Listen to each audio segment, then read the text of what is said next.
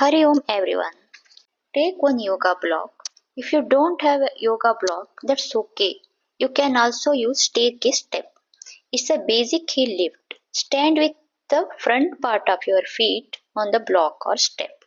Slowly lift both heels up as high as you comfortably can. Slowly lower your heels back down.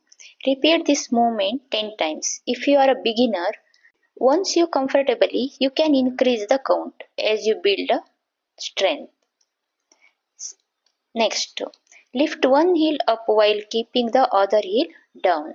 Then switch. Lower that heel and lift the other one. Continue to alternate slowly and with control.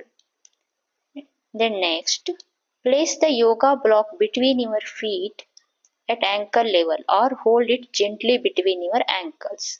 Now lift both heels up and down together, pressing lightly on the block to engage your ankles.